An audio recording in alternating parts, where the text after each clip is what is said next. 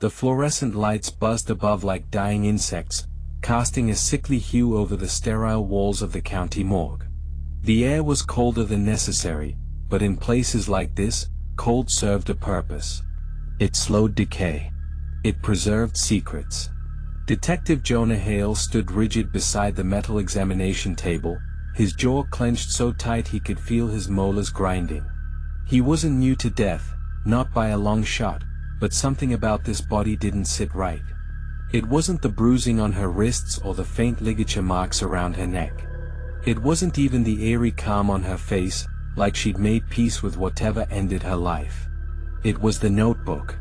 Dr. Reena Patel, the county medical examiner, pulled off her gloves and stepped away from the table. She was found in her apartment bathtub, she said, her voice clinical. Water cold, body stiff. Estimated time of death, between 10 p.m. and midnight, 3 nights ago. Jonah nodded, eyes fixed on the pale face before him. She looked young, maybe 25. Long chestnut hair, skin still smooth beneath the pallor. The tag at her toe read, Eva Winters. She lived alone. Yeah, Reena replied. No signs of forced entry. No bruises consistent with struggle. Toxicology is pending, but nothing obvious. Except this. She reached to the counter and held up a small, worn leather diary. Its edges were frayed, the clasp torn, like someone had tried to rip it open in a panic. She kept a diary? Jonah asked. She wrote in it daily. Neat handwriting, methodical entries. Most of it is mundane stuff. Meals, dreams, errands. But here's the part one can't explain. She opened to the final page and handed it to Jonah. The ink was fresh, not faded. The loops in the letters still crisp, not bled into the page. And the date at the top was clear. April 17th. Jonah blinked. That's impossible. I know, Reena whispered. Eva had been declared dead on the night of April 16th. The diary entry, written in her unmistakable handwriting, was dated 1 day after her death. April 17th. I hear them again. Whispering. Scraping. They come only at night now. I don't think they want me dead, not yet. But they're getting closer. I locked the door. I turned off all the lights. If anyone finds this, please, don't let them in. I don't think they're human anymore. Jonah's fingers trembled slightly as he handed the diary back. Could it be a mistake? The date? Nope, Reena said. Her entries are consistent, daily and in sequence.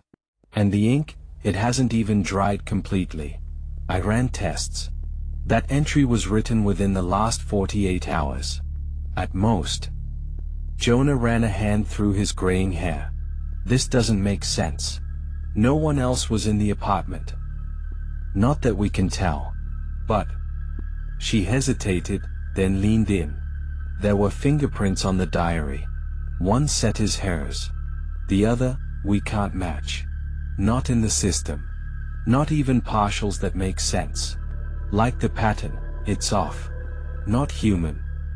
Jonah raised an eyebrow. Not human? I mean the ridges. They're too smooth, almost artificial. And the pattern doesn't spiral the way a normal print should. I've never seen anything like it. For a long moment, the room was silent except for the hum of refrigeration units. This isn't your typical murder, is it? Reena asked softly. Jonah's eyes didn't leave Eva's face. No, he said. It's not. He turned to leave but paused at the door. Send me everything. Photos. The diary. I want copies tonight. I'll stop by her apartment in the morning. Be careful, Reena said. He looked back at her. Why? She didn't smile. Because if the dead can still write, maybe they're not the only ones who came back. Jonah arrived at Eva Winters' apartment just after 8 a.m. The building was one of those mid-century brick complexes on the edge of downtown. Old, quiet, and mostly forgotten. A place where tenants came and went without much notice, and neighbors politely ignored the sounds behind thin walls. Apartment 3C was at the end of the hall. The yellow police tape still fluttered gently over the door frame, a grim reminder that someone had died on the other side. Jonah lifted the tape and entered, his leather shoes thudding softly against the worn hardwood floor. The place was too clean. Not just tidy, sterile. The kind of clean that felt wrong, like it had been scrubbed too hard, too recently, and by someone afraid of what might be left behind.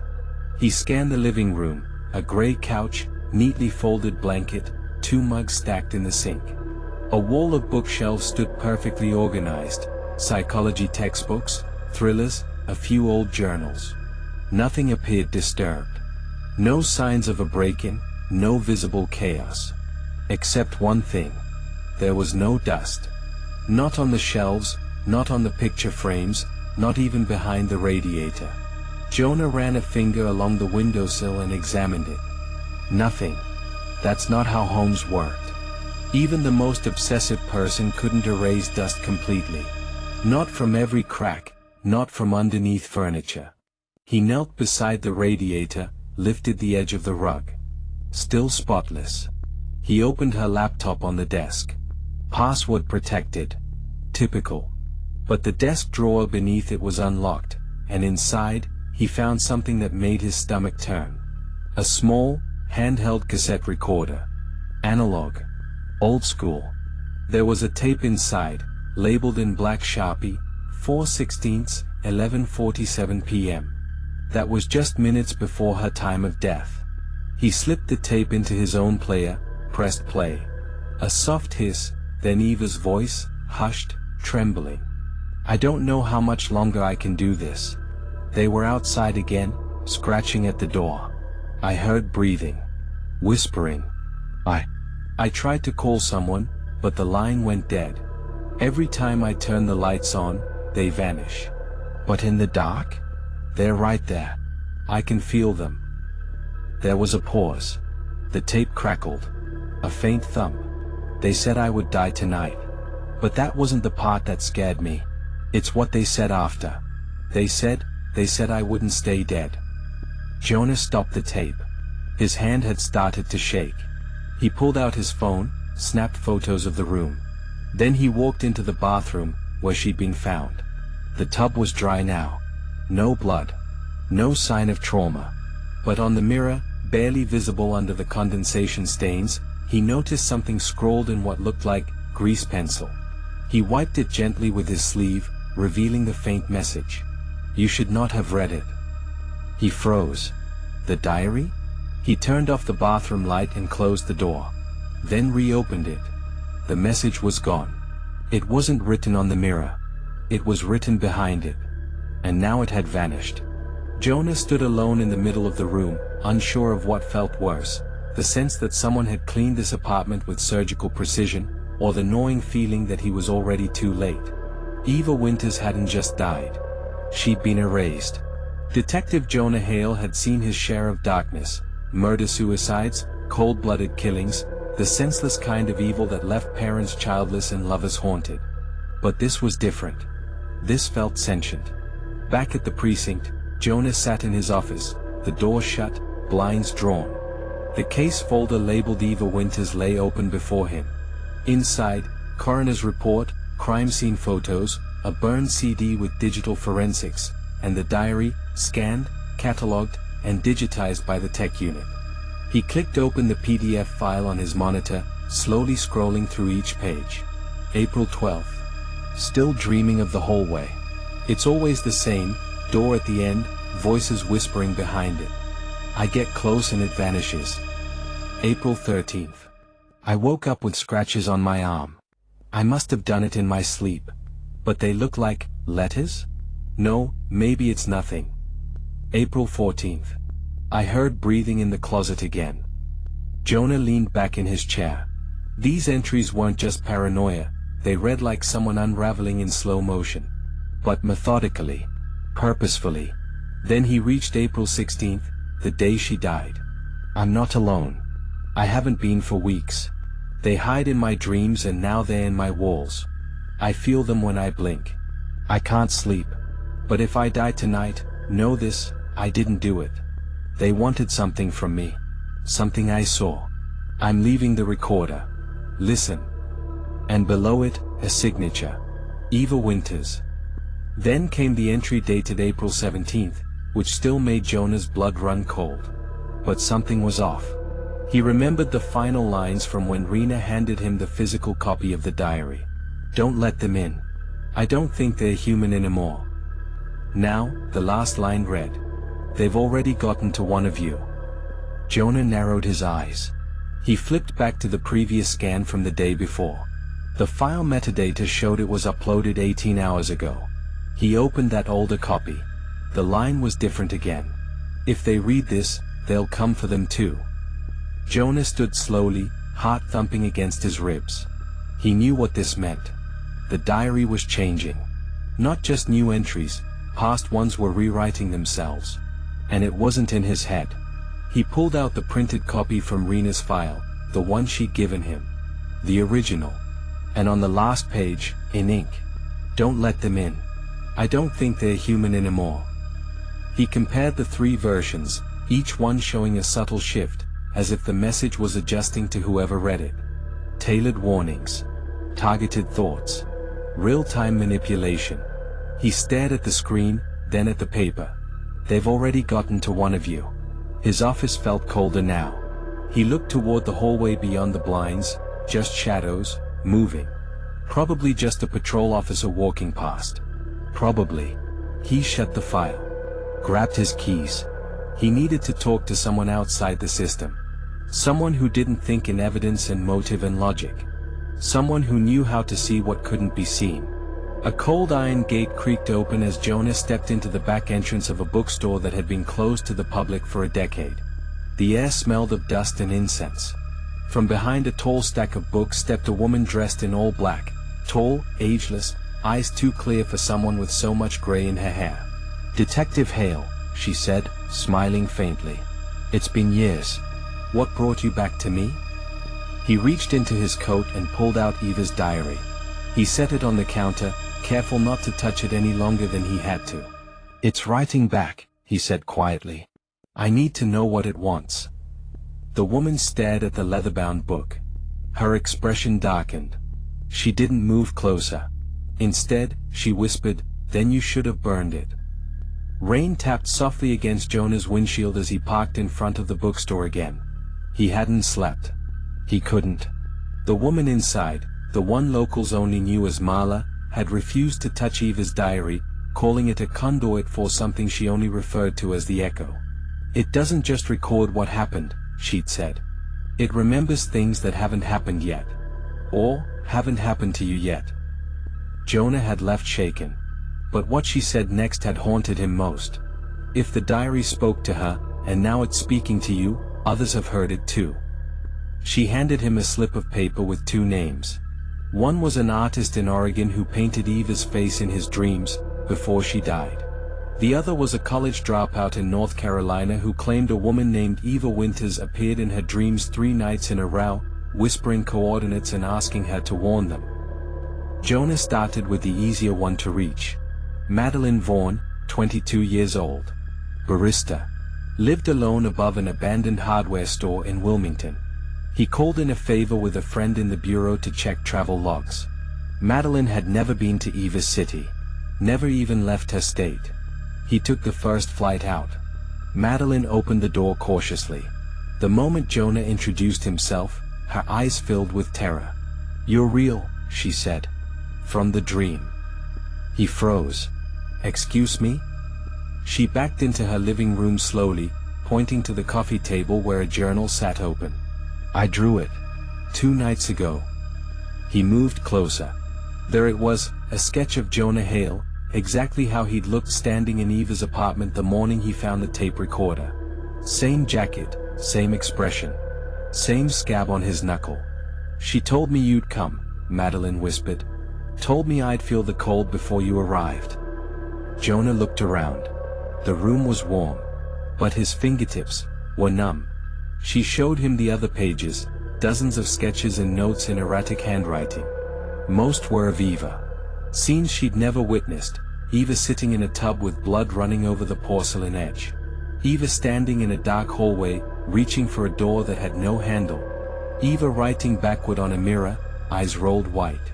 But the most chilling entry was a full-page drawing of Eva's diary, surrounded by dozens of long, faceless figures with fingers too long and skin too thin. Beneath it, Madeline had written one sentence over and over again, like a compulsion. Do not read it out loud. Do not read it out loud. Do not read it out loud. Jonah leaned in, his voice dry. Did Eva say what they want? Madeline looked at him, eyes hollow. She said they feed on stories, the ones we try to forget. And if you read them out loud. She swallowed hard. You bring them back. Back in his motel room, Jonah stared at Eva's diary on the bed. He hadn't read it aloud. Not yet. But Madeline's warning echoed in his mind. Then his phone buzzed. Unknown number. One new message. Stop chasing echoes. You don't know which one is yours. EW. He sat frozen. It couldn't be. Eva Winters was dead. He opened the message info. No return number. Just static metadata. And beneath the message, a strange attachment. An audio file. Labeled, Final Entry 2. He hesitated, then hit play. Eva's voice filled the room, slower now, calmer. But layered, like she was speaking through someone else. This isn't the end, Jonah. I was just the first to listen. You opened the pages. Now they'll come to see what you wrote. Jonah stood, heart pounding. He hadn't written anything in the diary. Had he? He grabbed it from the bed and flipped to the last page. Where it had once been blank, was now a sentence in his own handwriting. I dreamed I couldn't save her. And when I woke up, the dream kept going. Jonah dropped the diary. He hadn't written that. The knock at the motel door didn't come again. But Jonah didn't open it. Instead, he watched from the peephole for 10 straight minutes. Nothing. No footsteps retreating. No shadow moving under the crack. Just the humming silence of something waiting to be acknowledged. He sat back on the edge of the bed, chest tight. He'd read the diary, yes, but he'd never written in it. At least, not while awake. He needed answers. And the second name Marla had given him was burning a hole in his pocket. Julian Carr. 48 years old. Former abstract artist turned recluse. Lived in a cabin near Crater Lake, Oregon. The man hadn't painted a single canvas in over a decade, until 1 month before Eva Winters died. Then, overnight, he started painting only one subject. Eva. Her death. Her afterlife. Her diary. Jonah booked the flight and drove 4 hours through pine-thick backroads until the pavement gave way to dirt and fog. Julian's cabin sat like a forgotten thought at the edge of the world, wood warped by weather, windows blacked out with duct tape, and the word NO scratched into the front door over and over in different sizes and angles. Jonah knocked once. Silence. Then a scraping sound inside. The door opened just a crack, revealing a pale, stubbled face and eyes so bloodshot it looked like they'd never closed. Are you here because of her? Julian rasped. Jonah held up Eva's photo. You painted her before she died. How? Julian's fingers twitched. I didn't paint her, he whispered. She painted through me. Jonah stepped inside cautiously. The air reeked of turpentine and fear. Dozens of canvases lined the walls. Portraits of Eva, yes, but also rooms she described in her diary. Angles and details Jonah recognized only because he'd been there. There was the bathtub. The mirror with writing. The hallway with the whispering door. Julian pointed at one in the corner. That one appeared in my dreams. Same every night. Eva walking through fire, carrying a book that wouldn't burn. She kept saying the same thing. He trailed off.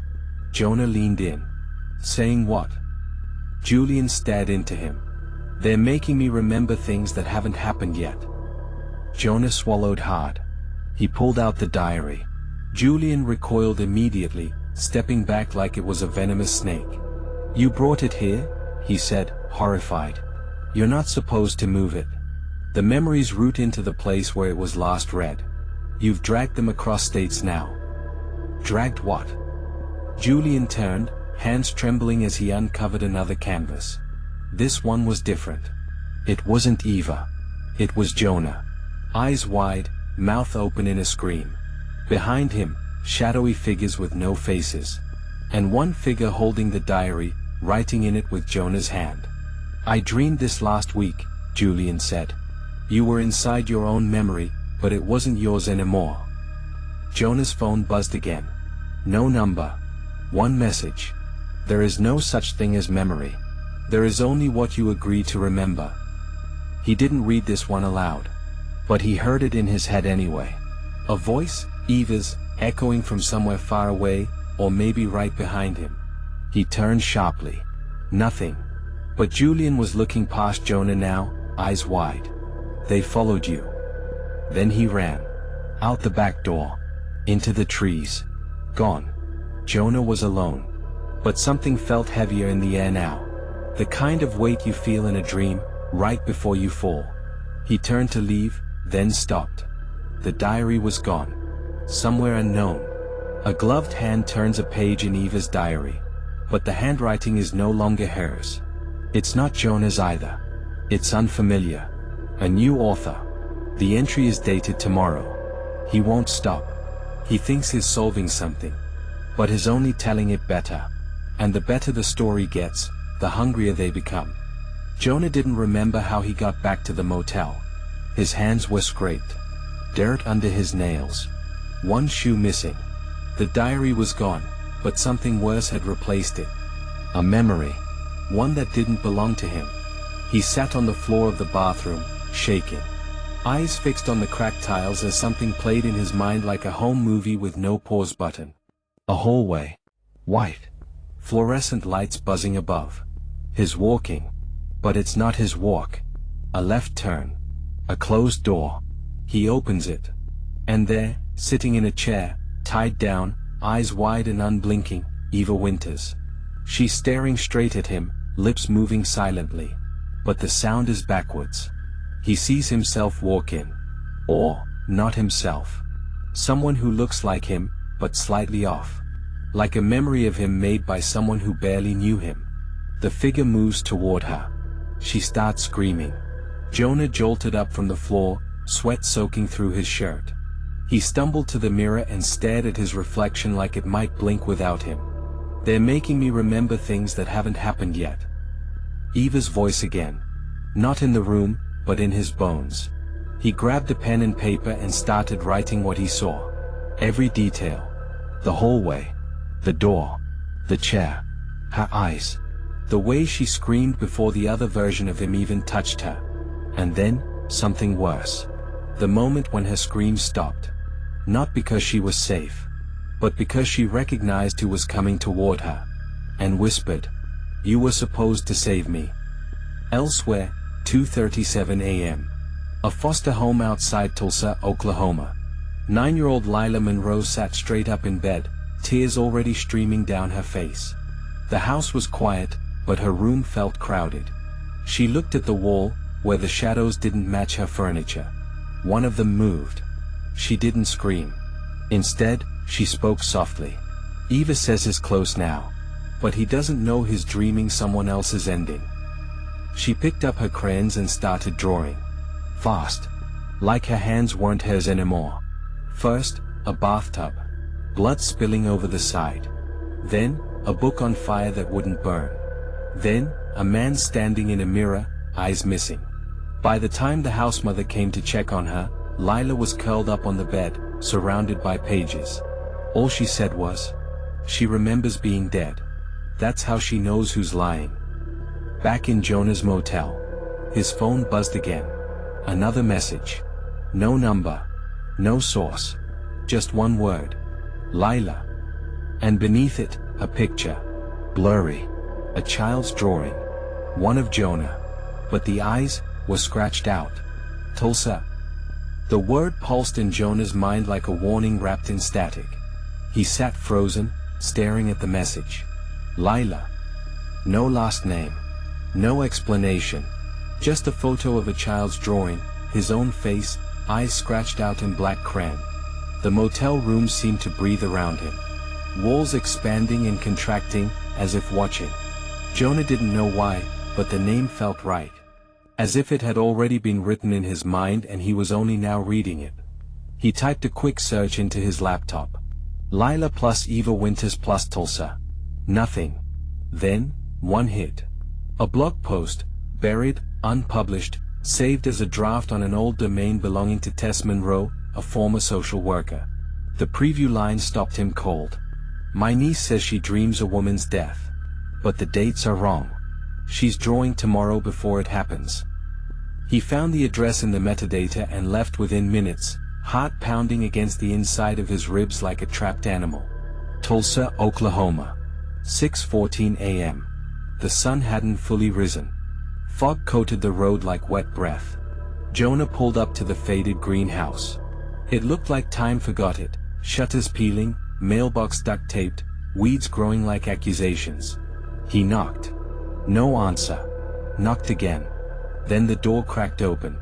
A tired woman stood behind it, early 40s, eyes skeptical but kind. She didn't ask who he was. She just looked at him like she already knew why he'd come. You're the one from her drawings, she said. Jonah swallowed. I need to talk to her. Tess hesitated, then motioned him in. She doesn't always speak. But when she draws, you listen. The house was cluttered, but not messy. Warm in that way older homes are, where the furniture is heavy and the walls feel like they've heard too much. Lila sat cross-legged on the living room carpet, coloring silently. Jonah approached slowly, kneeling down to eye level. She didn't look up. Just kept drawing. Another hallway. Another bathtub. But now, a door slightly open, and someone peeking in from the other side. You've seen Eva, Jonah said gently. Still, Lila didn't look at him. She nodded once. She told you to draw these? This time, she whispered. She lets me see the parts people lie about. Jonah's mouth went dry. Do you know what happened to her? Lila looked up now. Her brown eyes were too wide. Too ancient. She didn't die when they said she did. She died again. After. Lila picked up a red crayon. She scribbled hard, over and over, until the page was covered in spirals. She came back, she whispered, and they tried to erase it. Who did? Lila just said. The ones who write the real story. Later, Tess walked Jonah out to the porch. She's never like this with strangers, she said, arms crossed. And for the record, Lila's been like this since the night Eva's death made the news. She'd never heard the name before. But suddenly, every night, Eva's in her dreams. Jonah looked back toward the living room. What did she mean when she said Eva died again? Tess shook her head. I asked her that once. All she said was, the first death was the body. The second was the truth. Jonah was silent. Then Tess added, one more thing. Lila sometimes talks in her sleep. I record it because it scares me. Last week, she said this in the middle of the night. She handed Jonah her phone and played the clip. A child's voice crackled through the speaker. He thinks he's remembering her. But he's just the page she needed to write herself back. That night, back in his car, Jonah found something under the passenger seat. The diary. Right where he hadn't left it. He opened it with trembling hands. A new entry had appeared. The ink still looked wet. She found the next author. He's 9 years old. But I'm not done with Jonah yet. To be continued. Watch out for part 2. If you enjoyed this episode of Chase Studio Stories, please like, subscribe, and turn on notifications. Your support helps us continue to share impactful and meaningful content.